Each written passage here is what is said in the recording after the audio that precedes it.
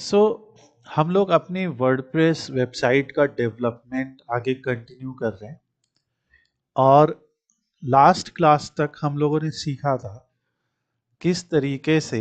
मैं यहाँ पे लिस्ट ऑफ एलिमेंट्स लिख देता हूँ हमने अभी तक क्या क्या किया। हम लोगों ने एस्ट्रा थीम को इस्तेमाल किया जिसको हमने इंस्टॉल और एक्टिवेट किया। देन हम लोगों ने स्टार्टर टेम्पलेट्स को इंस्टॉल किया। स्टार्टर टेम्पलेट को इंस्टॉल करते वक्त हम लोगों ने एआई बिल्डर का यूज़ नहीं किया। हम लोगों ने जो उसके प्रीमेड टेम्पलेट्स थे उनका यूज़ किया और जो पेज बिल्डर हम लोगों ने यूज़ किया वो था एलिमेंटर। ओके, एलिमेंटर काफ़ी फेमस पेज बिल्डर है। जैसा कि नाम आ रहा है पेज बिल्डर, कि पूरा का पूरा पेज इस पे बिल्ड होगा।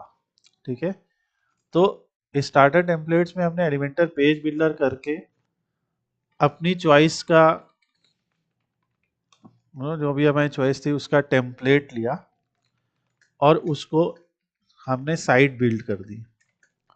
तो हम लोगों ने जो साइट बिल्ड की वो ऐसी बनी। ओके, अब ये साइट हमें आ रही है। आज का जो टॉपिक है वो एलिमेंटर को समझना है। So this is Elementor day 1। Okay, understanding Elementor day 1। क्योंकि एलिमेंटर हम एक दिन में नहीं समझ सकते, है बहुत इजी चीज, but you have to keep learning it. Now अपनी साइट में वापस लॉगिन करने के लिए हम लोग wp-admin यहाँ पे अपने URL में एंटर करते हैं और wp-admin के बाद आ जाते हैं और इसके बाद हम अपने आईडी पासवर्ड से यहाँ पे लॉगिन कर लेते हैं। ठीक है, जब आप अपनी वेबसाइट में लॉगिन करते हैं सो आपकी वेबसाइट में लॉगिन करने के बाद ये आपका डैशबोर्ड होता है। ये आपकी वेबसाइट का फ्रंट एंड होता है। ठीक है, जो एंड यूजर को दिखाई देगा। जब हमारे एस्ट्रा थीम ने हमें वेबसाइट बना के दी तो उसने हमें ये 4 पेजेस बना के दिए। Home page, service page, about page और कॉन्टैक्ट पेज। ओके, ये चारों के चारों पेज एलिमेंटर पेज बिल्डर से ही बने होते हैं। तो आज की पहली चीज जो नोट करनी है आपको वो ये है कि आप अपने वेबसाइट में लॉगिन करने के बाद जब अपनी वेबसाइट को देख रहे हैं तो ये जो ऊपर ब्लैक कलर की स्ट्रिप आएगी ये तभी आएगी जब आप अपनी वेबसाइट में लॉग्ड इन होंगे। सो अभी मैं उसी सेम वेबसाइट को एक डिफरेंट ब्राउजर में देख रहा हूँ। तो इस ब्राउजर में आप देख रहे हैं यहाँ पे वो ब्लैक कलर का ऑप्शन नहीं आ रहा, ब्लैक स्ट्रिप जो हेडर में आ रही थी। ये इसलिए हो रहा है क्योंकि केवल एडमिनिस्ट्रेटर्स और एडिटर्स ही इसे एक्सेस कर सकते हैं। तो आप पहला चीज टू रिमेंबर, जिस पेज के ऊपर एडिट विद एलिमेंटर लिख के आ रहा है दैट मीन्स कि we can only edit that page with Elementor. अगर कोई पेज के ऊपर एडिट विद एलिमेंटर नहीं आ रहा है दैट मीन्स कि वो पेज एलिमेंटर से नहीं बना है। ठीक है, because there are other type of page builders in WordPress. तो वो पेज एलिमेंटर से नहीं बना है तो आप उसे नहीं एडिट कर पाएंगे। ठीक है, तो आज हम लोग पहले pre built pages with Elementor जो हैं उनको सीखेंगे। फिर आगे हम लोग सीखेंगे कि हम खुद का नया पेज कैसे बनाएं एलिमेंटर से। ठीक है, तो इसके लिए हम होम पेज को एडिट करेंगे, एडिट विद एलिमेंटर। पर उससे पहले एक और छोटा सा ऑप्शन जो आपको याद रखना है, आपकी वेबसाइट में ऊपर लोगो दिया होता है। ठीक है, अभी के लिए मैं बता रहा हूँ स्टार्टिंग में। तो ये जो लोगो दिया है और ये क्या क्या है आपका मेन्यू है। तो ये मेन्यू है और ये लोगो है। ठीक है, ये लोगो कहाँ से एडिट होगा, कस्टमाइज से। सो लोगो कहीं लिखिए आप नोट में कि logo will be edited from customize site identity. मैं दिखा देता हूँ। तो जब मैं कस्टमाइज में जाऊंगा, कस्टमाइज में जाने के बाद मुझे यहाँ पे साइट आइडेंटिटी दिखाई देगी।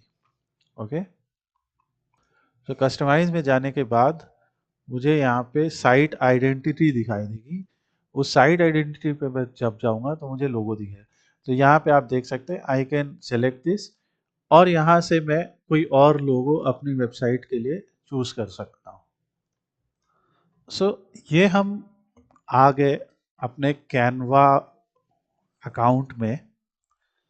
कैनवा अकाउंट में आने के बाद हम यहाँ से कस्टम साइज पे क्लिक करेंगे। हमें ये दिख रहा है कि मेरी साइट का जो लोगो है उसको अगर हम सेव कर लेते, सो वो एक ऐसा इमेज है जो एक रेक्टेंगुलर शेप में, स्क्वायर शेप में नहीं। तो मैं यहाँ पे विड्थ रखूंगा अराउंड 300 और हाइट रखूंगा 100। ये मेरा अपना अंदाजा है। अगर मैं हाइट रखता हूँ 150 तो विड्थ को रखूंगा 450। तो मैं 3:1 विड्थ और हाइट का रेशियो ले रहा हूँ कैनवा के अंदर, और एक इमेज यहाँ पे बना रहा हूँ। कैनवा एक ऐसा टूल है जो फ्रीमियम है, यानी फ्री और प्रीमियम दोनों होता है। सो इसमें मैंने ये इमेज का अपना सेट बनाया। अब जैसे मेरे डिजिटल स्टूडेंट है तो मैं यहाँ से एक ऐसे लिखता हूँ स्टूडेंट, लेट्स से, और यहाँ पे मुझे बहुत सारे ग्राफिक्स दिख रहे हैं क्योंकि हम लोग अभी फ्री अकाउंट यूज कर रहे हैं। तो we will be able to use only free account, free images. तो जिन इमेजेस के ऊपर ये प्रो लिखा है we can not use them. तो मैं ये वाली इमेज यूज कर लेता हूँ। तो आप भी अपने अपने अकॉर्डिंग, जैसे अभी शिवम की जो वेबसाइट है वो फैशन ब्लॉग है, और प्रिया की जो वेबसाइट है वो श्रृंगार से रिलेटेड है, राइट। तो आप अपने हिसाब से यहाँ से कुछ ग्राफिक्स या कोई इमेज चूज कर सकते हैं, और फिर हम यहाँ से एक टेक्स्ट ले लेंगे। तो यहाँ पे हमें टेक्स्ट में भी कुछ पेड टेक्स्ट और कुछ फ्री टेक्स्ट मिलते हैं। तो जैसे हम अभी ये ले लेते हैं, तो हम यहाँ पे लिख लेते हैं डिजिटल स्टूडेंट। कुछ हमने इस तरीके से ऐसे ले लिया। अभी मैं बता रहा हूँ ये पूरा प्रोसेस में क्यों सिखा रहा हूँ, बिकॉज ये वर्डप्रेस वेबसाइट में ये सब करना बड़ा इम्पोर्टेंट है। ये अब अगर आपकी वेबसाइट जो है, आपके जो कैनवा अकाउंट है वो पेड है, तो आप यहाँ से इस इमेज को डाउनलोड करके सीधे ट्रांसपेरेंट बैकग्राउंड सेट कर सकते हैं। अदरवाइज इस इमेज को हम एस डाउनलोड करेंगे। तो ये एस ये इमेज डिजिटल नाम से डाउनलोड होगी। ओके। और एक वेबसाइट है जिसका नाम है रिमूव बीजी, यानी रिमूव बैकग्राउंड। अभी इस इमेज का वाइड बैकग्राउंड है। आप देखिए हमारी साइट में जो इमेज दिख रही है ना उसका वाइड बैकग्राउंड नहीं है, ट्रांसपेरेंट बैकग्राउंड है। तभी तो वो इमेज और बैकग्राउंड ट्रांसपेरेंटली दिखाई दे रहे हैं। डू यू अंडरस्टैंड दिस और नॉट? यस और नो? कुछ इमेज होते हैं ना उनका बैकग्राउंड ट्रांसपेरेंट होता है, कुछ इमेज होते हैं जिनका ट्रांसपेरेंट नहीं होता। सो ये वाला जो पेज है ये ट्रांसपेरेंट बैकग्राउंड सपोर्ट कर रहा है, ये पेज भी ट्रांसपेरेंट बैकग्राउंड सपोर्ट कर रहा है। ओके। तो इसीलिए ये जो रिमूव बीजी साइट है, इस रिमूव बीजी साइट से फ्री में आप अपनी वाली इमेज को अपलोड करिए और वहाँ से आप ट्रांसपेरेंट बैकग्राउंड बना लीजिए। सो हमने वो इमेज यहाँ से अपलोड कर दी, और ये अभी उसका देखिए बैकग्राउंड रिमूव कर देगा। ऑब्वियसली उसका वाइड बैकग्राउंड है तो इतना पता नहीं चलेगा, और इसे हम डाउनलोड कर लेते हैं। तो अब रिमूव बीजी आ गया। अब हम क्या करेंगे, जो हमने यहाँ से जाके कस्टमाइज में जाके ये लोगो था, अब हम इसे रिमूव कर देंगे और यहाँ सेलेक्ट करके उस इमेज को अपलोड कर लेंगे जो बैकग्राउंड रिमूव हो गया हमारे पास आई है। ये इमेज हमने अपलोड कर ली, इसको हम सेलेक्ट कर लेंगे। देखो रेशियो लगभग सही है, क्रॉप कर लेंगे, और ये देखो अब ये इमेज यहाँ पे दिखने लगी। ऑल्दो ये जो डिजिटल शब्द है ये ब्लू कलर का हो गया है, वो हम बाद में सेव कर लेंगे। आप लोग ध्यान रखिएगा कि अगर आपकी वेबसाइट में ये ट्रांसपेरेंट हेडर है तो आपको ये ऐसे करना है। अगर आपकी वेबसाइट का हेडर कुछ और है, लाइक सॉलिड हेडर है, तो आपको डिफरेंटली काम करना है, और ये हम लोग धीरे धीरे समझेंगे भी। और बस इसके बाद पब्लिश कर देंगे चेंजेस। तो आपकी वेबसाइट की जो आइडेंटिटी है, लाइक साइट का टाइटल और साइट का जो टैगलाइन है, उसी से ही लोग आपकी वेबसाइट को पहचानेंगे। ठीक है, तो हमने साइट का टाइटल लिख दिया डिजिटल स्टूडेंट और टैगलाइन लिख दिया लर्न डिजिटल मार्केटिंग ऑनलाइन। अगर मान लीजिए कोई बिजनेस कंसल्टिंग वेबसाइट है और उस वेबसाइट का नाम है स्लाइड स्कोप, मान लीजिए एग्जाम्पल, तो मैं slide scope best business consulting firm, ऐसा। ठीक है, सो ये जो हमारे कीवर्ड्स होते हैं ये एसईओ फ्रेंडली होने चाहिए और हमारी वेबसाइट के लिए ये सर्च का काम करेंगे। तो आप जब भी कोई बिजनेस देखेंगे तो बिजनेस के नाम के साथ में उसका जो प्राइमरी कीवर्ड है वो यहाँ पे हम साइट की टैगलाइन में लिखते हैं। आगे चल के हम लोग एसईओ को डिटेल में सीखेंगे, पर एटलीस्ट आपको अपनी साइट का टाइटल और टैगलाइन सही से लिखना है। अगर मान लीजिए कोई इंस्टीट्यूट है तो वो ऐसे लिखेगा स्लाइड इसको, और जो टैगलाइन लिखेगा बेस्ट आईटी ट्रेनिंग इंस्टीट्यूट। ठीक है, और मान लो मैं एक शहर में प्रमोट करना चाहता हूँ, जैसे मैंने कहा इन दिल्ली, इन लखनऊ, ऐसा कुछ। सो ये जो हमारा पूरा जो ये कॉम्बिनेशन बनेगा ये हमारा एसईओ टाइटल कहलाता है। तो जो हमारा एसईओ टाइटल होता है उसमें हमारा फोकस्ड कीवर्ड होना चाहिए। फोकस कीवर्ड वो कीवर्ड होता है जिस पे हम अपने बिजनेस के लिए सबसे ज़्यादा विजिट्स चाहते हैं। जैसे अगर हम गूगल में यहाँ पे सर्च करते हैं, ठीक है, और मैं यहाँ पे सर्च करता हूँ डेटा एनालिटिक्स कोर्स। ठीक है, तो देखिए इन्होंने कैसे लिखा है best data analytics course online. ठीक है, इन्होंने कैसे लिखा है माइक्रोसॉफ्ट ने ट्रेनिंग फॉर डेटा एनालिसिस। ये जो टाइटल यहाँ पे अपीयर हो रहा है ये गूगल ने भी ऐसे ही लिखा है, और गूगल ने ऐसे पाइप लगा लगा के लिखा है। ठीक है, और गूगल एसईओ गूगल के लिए ही एसईओ कर रहे हैं तो हम गूगल की बात भी मान लेंगे। सिंपली लर्न ने भी देखे data analytics course, data analytics certification. इसी जगह अगर हम वेब डेवलपमेंट या बिजनेस कंसल्टिंग फर्म या कंपनी ऐसे करते हैं तो यहाँ पे आएगा, देखिए top consulting firms, McKinsey and company, you know, कुछ आपको लिस्ट नजर आ रही है बिजनेस कंसल्टिंग सर्विसेज इन्होंने लिखा है, टॉप मैनेजमेंट कंसल्टिंग फर्म्स। तो जो टाइटल है ना वो बहुत इंपॉर्टेंट होता है।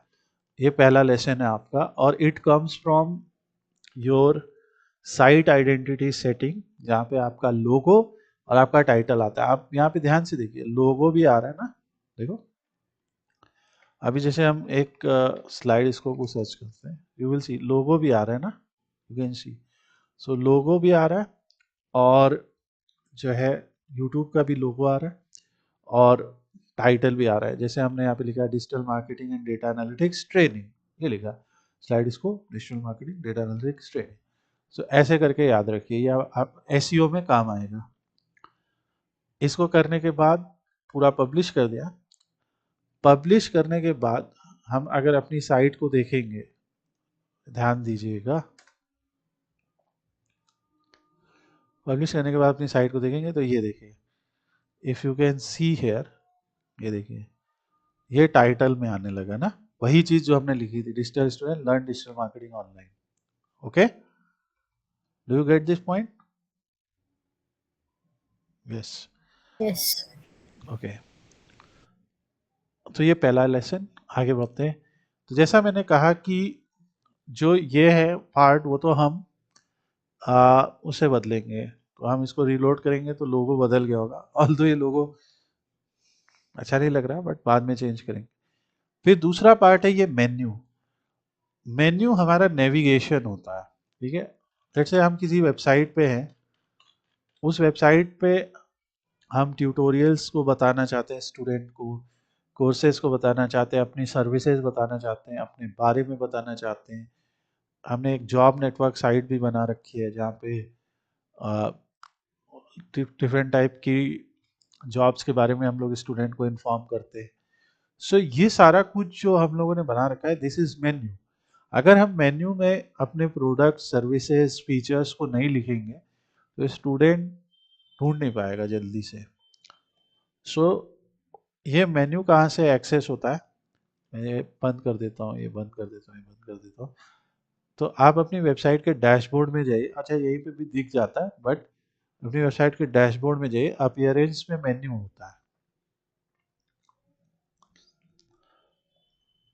तो अपीयरेंस में जो हमारा मेन्यू होता है उसमें देखो ये 4 ऑप्शन दिख रहे हैं, होम, सर्विस, अबाउट, कॉन्टैक्ट, और वो यहीं पे दिख रहा है, होम, सर्विस, अबाउट, कॉन्टैक्ट। मान लो मैं यहाँ पे एक और पेज या कुछ और जोड़ना चाहता हूँ, ठीक है, तो मैं यहाँ पे एक कस्टम लिंक जोड़ देता हूँ, उसका यूआरएल लिख देता हूँ https://slidescope.com, और यहाँ पे लिख देता हूँ डिजिटल मार्केटिंग इंस्टीट्यूट, ऐसे मैं लिख रहा हूँ जस्ट टू अंडरस्टैंड। तो एक कस्टम लिंक मैंने जोड़ दिया। ये मेरे एग्जिस्टिंग पेजेस हैं। लास्ट वीडियो में हमने समझा था कि पेज और पोस्ट क्या होता है। पोस्ट होता है हमारा ब्लॉग, हमारे आर्टिकल, हमारे रिसोर्सेज। पेज होती है कुछ स्टैटिक पेजेस, जैसे हमारी सर्विसेज क्या है, हमारे बिजनेस क्या है, तो ये पेज है। मान लो एक पेज को जोड़ना चाहते हैं, उस पेज को क्लिक किया, यहाँ से जोड़ दिया, ठीक है। तो अब हमारे मेन्यू में 2 आइटम जुड़ गए। मैं इसको यहाँ पे दिखाना चाहता हूँ, तो ऐसे ड्रैग एंड ड्रॉप करके you can rearrange your menu order, ठीक है, और इसको सेव कर देते हैं। मेन्यू के बारे में हम एक पूरा डेडिकेटेड चैप्टर भी करेंगे, बट यहाँ पे एक आपको सिंपल दिखा, तो अब आप देखिए वो सारा जुड़ गया, ओके। और जब मैं इस पे क्लिक करूंगा ना तो वो साइट खुल जाएगी, एक्सटर्नल साइट। तो ये एक मेन्यू का काम है। अब मुझे मेन्यू हटाना है, तो यहाँ से जाके रिमूव, ये वाला भी हटाना है, यहाँ से जाके remove. So we will understand menu later also, but ये आज आप लोग जब पढ़ेंगे तो आपको ध्यान ये याद रहे कि ये जो दोनों ऑप्शन है ये एलिमेंटर से हम नहीं एडिट कर रहे हैं। अब हम इस पेज को एडिट विद एलिमेंटर करते हैं। तो जैसे एडिट विद एलिमेंटर करते हैं, ये काफ़ी टाइम ले सकता है।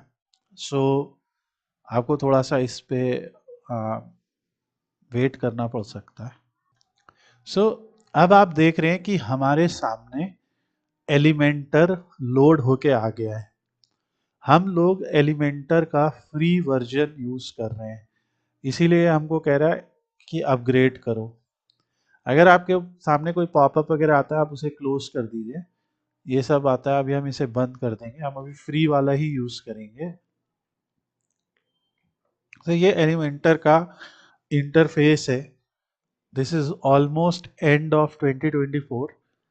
और अगर आपके पास आपको किसी साइट में पुराना एलिमेंटर दिखता है तो वो अलग होगा। So you always have to learn the latest thing, okay. Now Elementor में जब हमारा पेज लोड होता है तो जो डिजाइन आप फ्रंट एंड में देख रहे थे वो पूरी की पूरी डिजाइन आपको यहाँ पे नजर आएगी।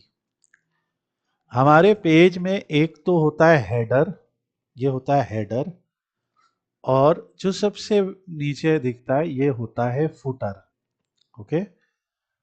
तो एक होता है हेडर और एक होता है फुटर। तो हेडर और फुटर दोनों ही एक्स्ट्रा में बाय डिफॉल्ट कस्टमाइज में ही एडिट होते हैं, ठीक है। उसके अलावा जितना पार्ट यहाँ पे दिख रहा है वो सारा आपको यहाँ पे एडिट होगा एलिमेंटर में। तो जब हमने एडिट विद एलिमेंटर किया तो अब ये यहाँ पे हमें पहला सेक्शन दिखा रहा है। इधर की साइड में हमारे पास डिफरेंट डिफरेंट एलिमेंट्स होते हैं। एलिमेंट्स क्या क्या होते हैं, मैं कुछ कॉमन एलिमेंट्स यहाँ पे लिख रहा हूँ। Common elements, okay. एक पेज में क्या क्या होता है, कुछ सोचो। हेडिंग होती है, पैराग्राफ होता है, ठीक है, लिस्ट होती है, जैसे होता है ना लिस्ट ऑफ थिंग्स, फिर क्या होता है कि टेबल्स हो सकते हैं, इमेजेस हो सकती हैं, कंटेनर हो सकते हैं। ठीक है, कंटेनर जिसमें 3 कॉलम लेआउट हो, ये सब हम अभी सीखेंगे। 2 कॉलम लेआउट हो,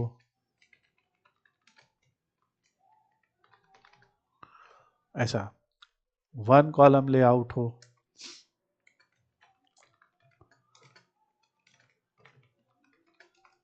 यहाँ बटन हो सकते हैं। बटन का काम क्या होता है कि जिस पे कोई क्लिक करे, click to take to any other page और सेक्शन, जिस पे क्लिक करके आप किसी पेज और सेक्शन पे जाएं। तो पहले आपको ये याद रखना है, और इसके अलावा बहुत सारे, but heading, paragraph, list, table, images, container, ये सब हमारे मोस्ट कॉमन एलिमेंट्स होते हैं। ओके, जब एलिमेंटर में आपको पेज बन के मिलता है तो ये क्या है, जैसे मैंने इस पे क्लिक किया तो यहाँ आपको क्या लिख के आया, देखो, कैन यू रीड इट? ये दिख रहा है ना, एडिट हेडिंग। यानी ये जो एलिमेंट हमारे पेज पे दिखाई दे रहा है, ये क्या है, एक हेडिंग है। जब मैं इस पे क्लिक करूंगा तो क्या आ रहा है, टेक्स्ट है, टेक्स्ट एडिटर। ठीक है, अगर मैं इस पे क्लिक करता हूं तो क्या लिख के आ रहा है, एडिट इमेज। अगर मैं इस पे क्लिक करता हूं, इमेज।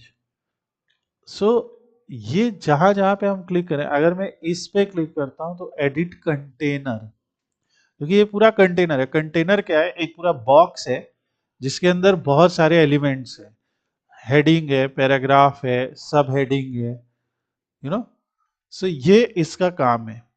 सो आज जो आप लोगों को पहला काम करना है तो होता है कि अगर आपको वो पेज बन के मिला है पहले से, अगर आपको वो पेज बन के मिला पहले से, सो उसको आप एडिट करिए। तो जैसे मैं ये हेडिंग पे जाता हूँ, इसको एडिट करता हूँ, तो मैंने यहाँ पे लिख दिया लर्न डिजिटल मार्केटिंग ऑनलाइन, ऐसे लिख दिया।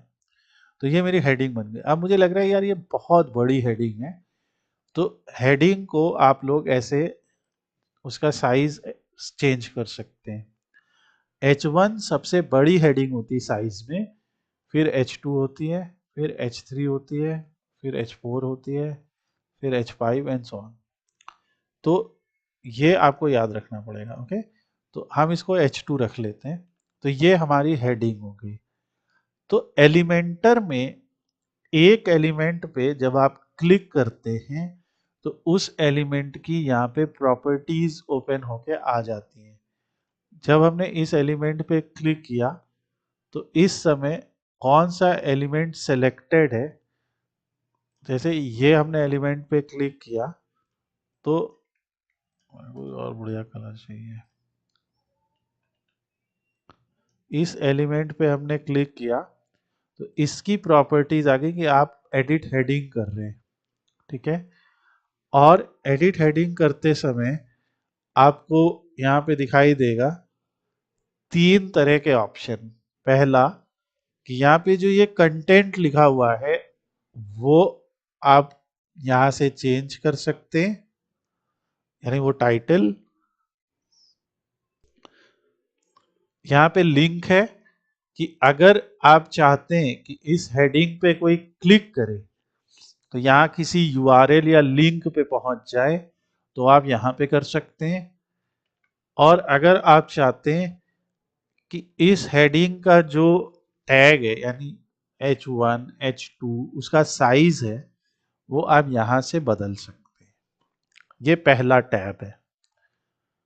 दूसरा टैब है जिस पे आपको फोकस करना है, वो है स्टाइल।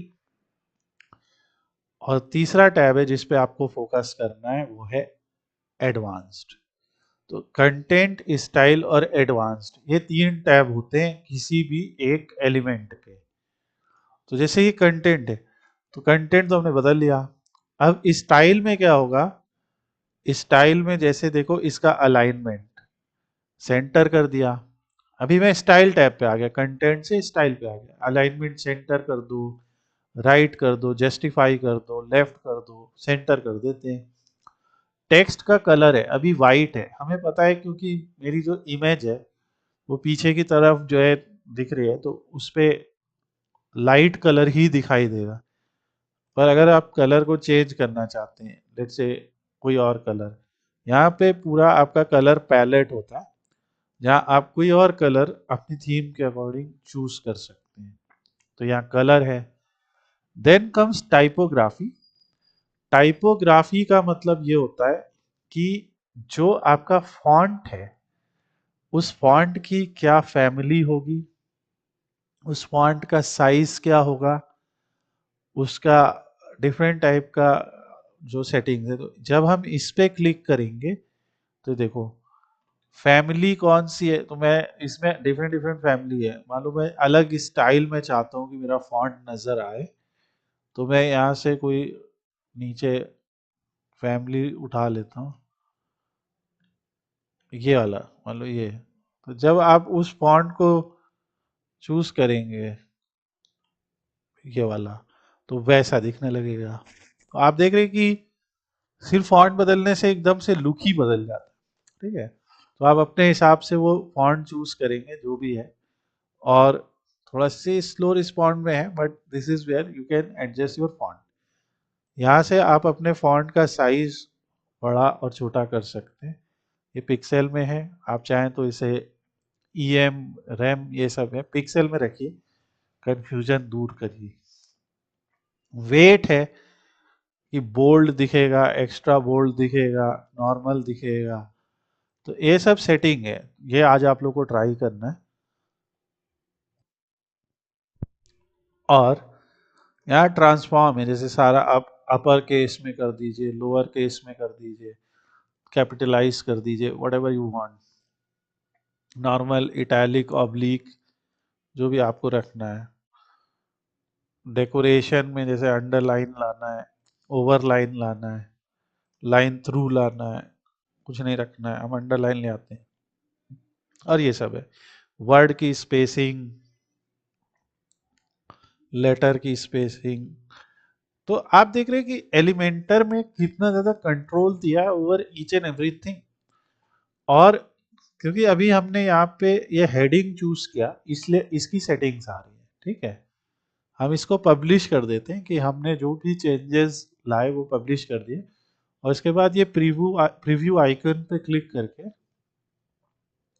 आप देख सकते हैं कि ये अब मेरा चेंज आ गया। नाउ लेट्स से कि मैं इस एलिमेंट पे क्लिक करता हूं, तो ये वो कंटेनर है, यानी ये वो कंटेनर है जिसमें ये हेडिंग, ये पैराग्राफ और ये इमेज पीछे की आ रही है। सो अब जैसे मैंने इस समय इंटरनल एलिमेंट नहीं बल्कि आउटर मोस्ट एलिमेंट को इस सेक्शन के पकड़ा। ठीक है, यहाँ पे आपको ऐसे सेक्शन का पूरा स्टैक भी नजर आता है। ये जो सेक्शन का स्टैक है, इसमें कंटेनर के अंदर एक और कंटेनर के अंदर, हेडिंग के अंदर, टेक्स्ट के अंदर, लिस्ट, ऐसा है। यानी हेडिंग पे क्लिक करूंगा हेडिंग आ जाएगी, टेक्स्ट पे क्लिक करूंगा ये आ जाएगा, ये आइकन लिस्ट है इस पे क्लिक करूंगा ये आ जाएगा। सो ऐसा है, और कंटेनर पे क्लिक करूंगा तो आउटर मोस्ट कंटेनर। तो ये जो सेक्शन स्ट्रक्चर होता है, यहाँ से आप उसको ऐसे सेलेक्ट कर सकते हैं। ओके, अगर आप कोई सेक्शन नहीं दिखाना चाहते तो इसको बंद कर दो यहाँ से। ये जो आई बनी हुई है इसको बंद कर दोगे तो वो सेक्शन गायब, अब दूसरा सेक्शन आ जाएगा। सो ऐसा है, but we want this section.